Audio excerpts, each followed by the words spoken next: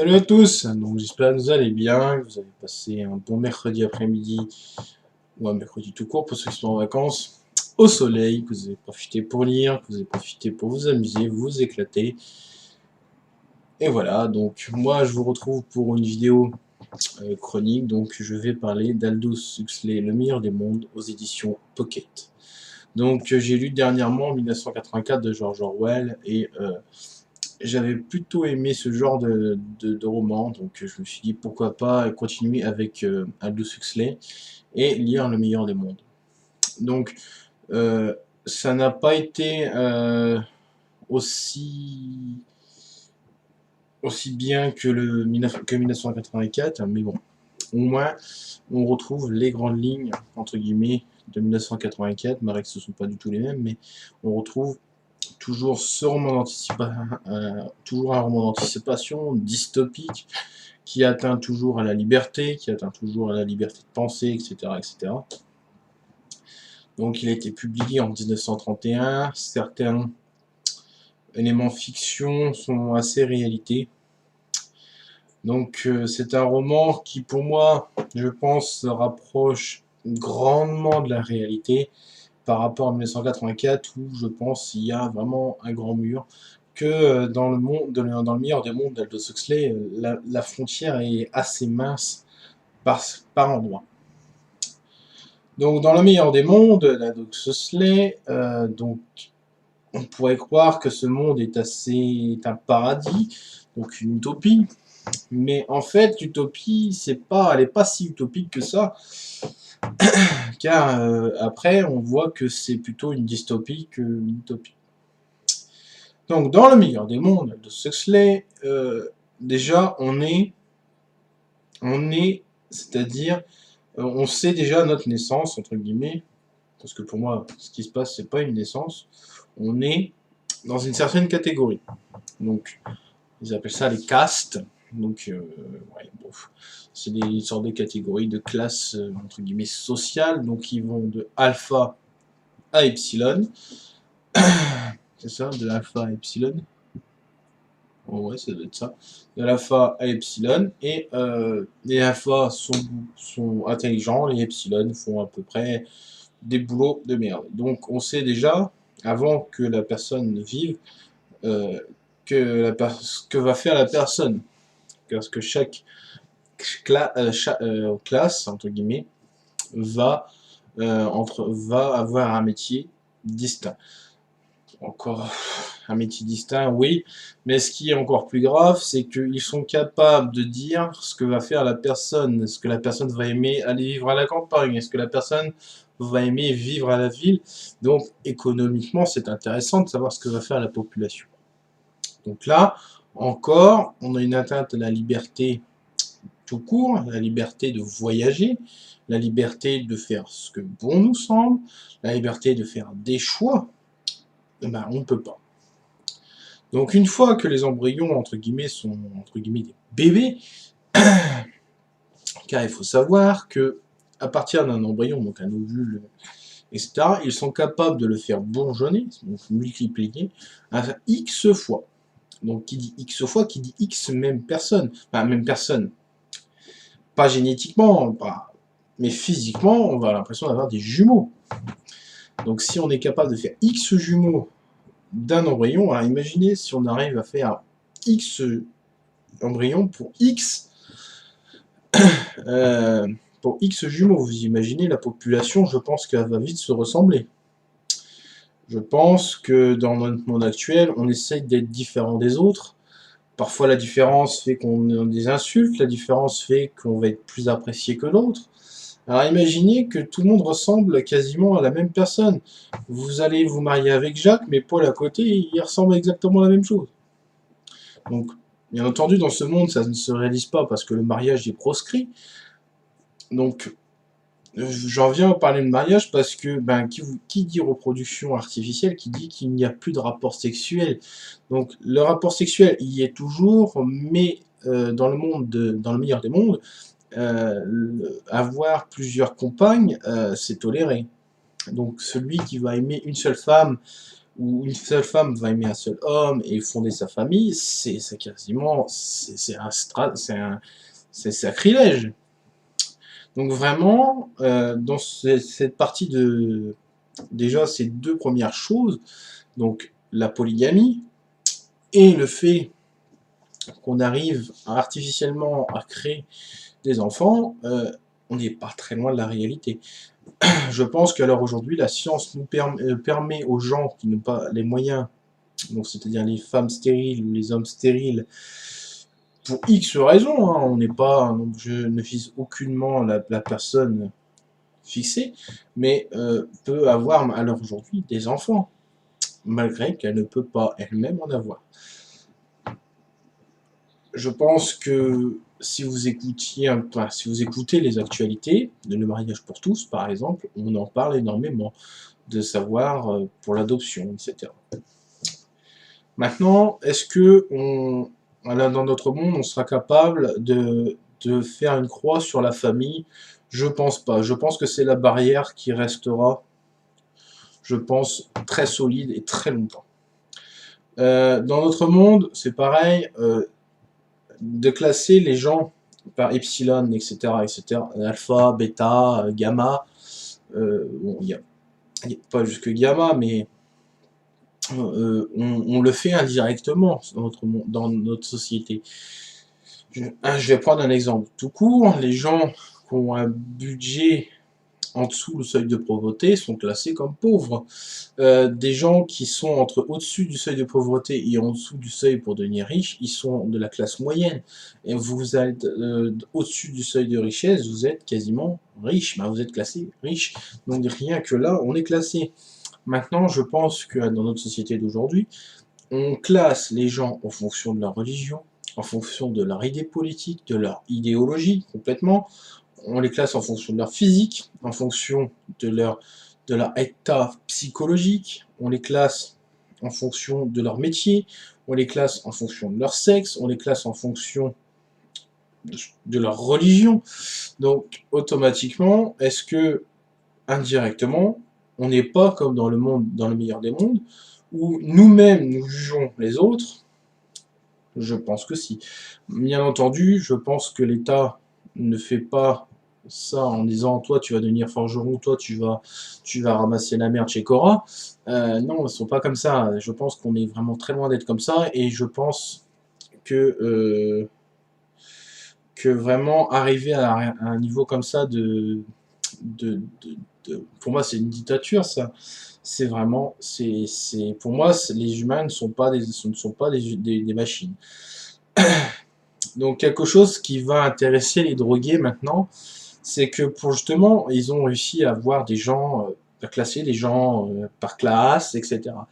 Donc bien entendu, au-delà de la formation qu'ils ont quand ils sont petits, quand ils sont adultes, rien ne les empêche de réfléchir, rien ne les empêche de dire mais attends, on n'est pas à peu près pour des cons, moi j'ai envie de faire ça. Donc bien entendu, dans le livre, on voit qu'aucune personne, en fait, les mecs, les personnages font ce qu'ils ont à faire automatiquement, c'est des automates. C'est le zombie, on lui dit tu vas à droite, à droite, à gauche, si tu le répètes tous les jours, il va le faire. Et dans le monde de meilleur des mondes, c'est exactement ça. Quand ça va pas, ils utilisent ce qu'on appelle la soma. Ben, ce qu'ils appellent la soma, pour nous, c'est ce qui pourrait être des médicaments ou de la drogue. Ça va pas, à la drogue. Alors, il y a un passage qui m'avait vraiment fait rire, c'est à un moment donné, il y a donc, ce monsieur sauvage, donc qui s'appelle le sauvage, va perdre lui sa mère. Donc déjà quand il va dire que c'est sa mère, blasphème, il va se faire un peu cataloguer, sa mère est morte, etc. Et il y a un petit peu de remue-ménage dans l'hôpital. Et du coup, bah, les policiers arrivent. Donc c'est pas des bombes lacrymogènes qu'ils lancent, c'est pas des balles qu'ils lancent. C'est des gaz, donc de soma, qui va apaiser, droguer, shooter les gens qui y a autour pour qu'ils se calment. Donc, là, en fait, entre guillemets, leur gouvernement tolère les drogues, etc. pour justement éviter que les gens prennent conscience qu'ils sont abusés. Par exemple, vous avez mal, ça va pas, vous prenez de la soma. Alors bêtement, c'est ce qu'ils font. Donc ils sont drogués tout le temps, ils sont, dès que ça va pas, soma, soma, soma, soma. Donc automatiquement, les gens ne peuvent pas réfléchir.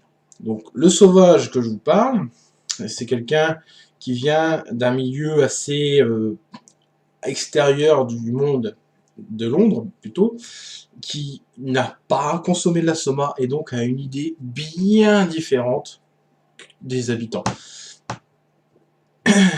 Donc, il va, entre guillemets, dire, essayer de montrer à ces gens qui sont drogués ils savent pas ce que c'est la liberté. Donc, on va l'enlever, on va le canaliser, il va se réfugier quelque part, il va se faire incendier. Alors, à l'heure d'aujourd'hui, est-ce qu'on est capable de...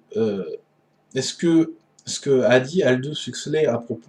ce qu'a voulu montrer Aldous Huxley, est-ce qu'aujourd'hui, on n'est pas comme ça? Est-ce que ça va pas? On va pas chercher un médicament?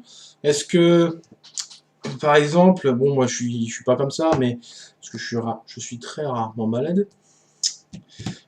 Donc, pour quelqu'un qui est vivement malade, je connais ça assez. Je connais beaucoup d'amis qui sont comme ça.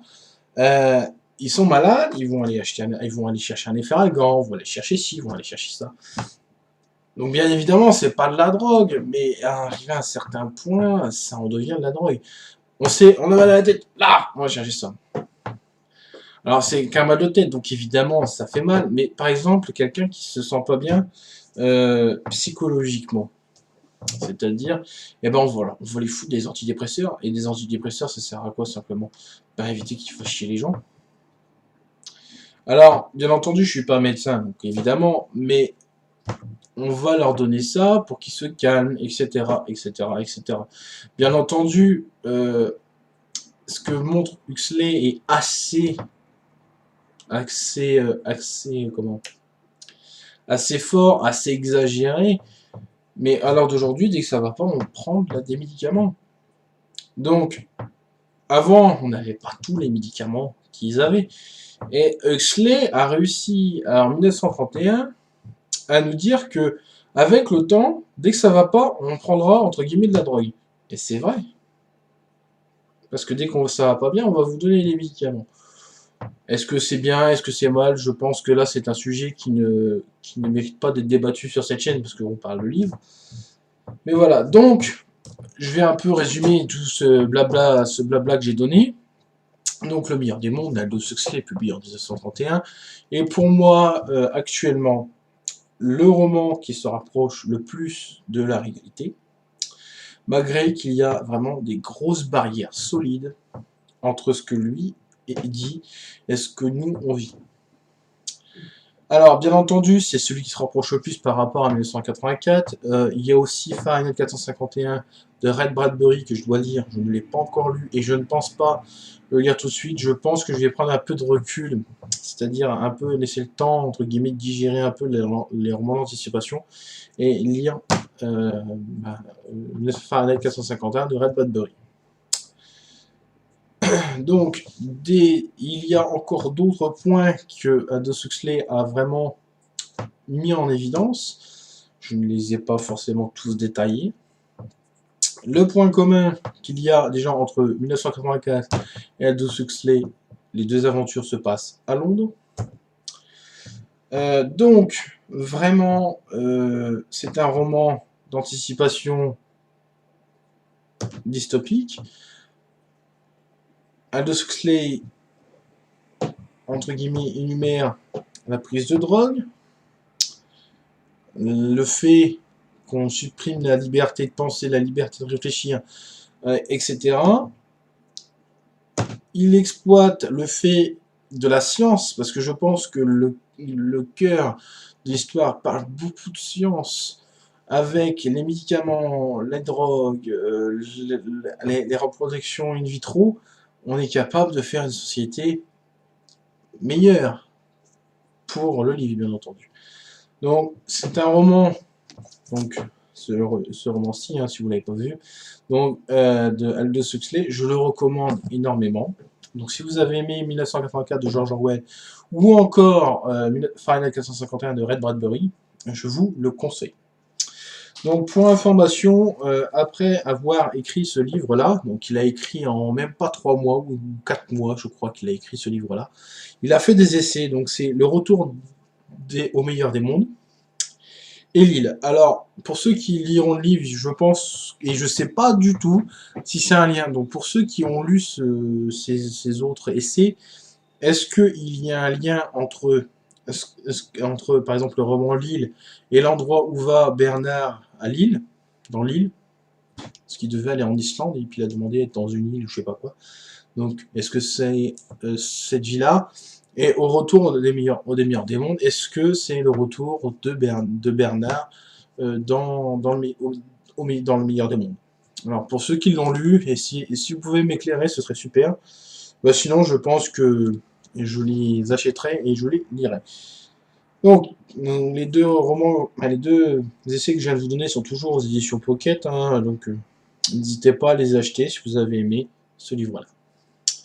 Donc, après ça, normalement, je finis de lire le tome 2 de Terry Goodkill, donc l'épée de vérité, la pierre des larmes. J'en suis à peu près au niveau de la moitié. Donc voilà. Donc je vous donne une petite information quand même. Mon site avance au fur et à mesure. Donc il se modifie de A à Z entre guillemets tous les jours. Mais si vous voulez donc qu'il y ait une petite image de votre blog sur ma page d'accueil, en fait c'est juste pour vous faire un peu de pub entre guillemets si vous voulez. Donc si vous voulez, ben, donnez-moi une image. Donc envoyez-moi un MP, donc mon adresse mail, et vous m'envoyez une petite image avec votre lien de votre blog, et je mettrai la petite image sur ma page d'accueil. Donc voilà. Donc je vous souhaite à tous une bonne soirée. J'espère que vous allez passer une bonne semaine livresque. Je vous retrouve sûrement la semaine prochaine. Et voilà, donc que dire de plus? Profitez du bon temps, buvez bien, une bonne bière bien rafraîchissante, ça fait du bien. Avec modération et ne conduisez pas. Donc, bonne soirée à tous et à bientôt.